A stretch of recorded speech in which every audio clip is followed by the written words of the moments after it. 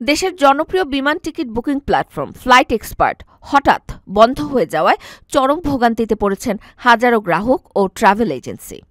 প্রতিষ্ঠানটির বিরুদ্ধে কোটি টাকার দুর্নীতি ও প্রতারণার অভিযোগ উঠেছে।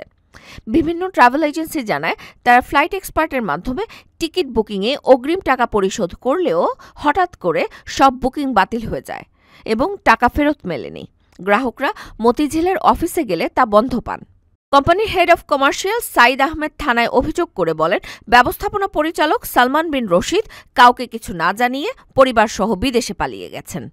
তিনি কর্মীদের হোয়াটসঅ্যাপে অফিস বন্ধের ঘোষণা দেন।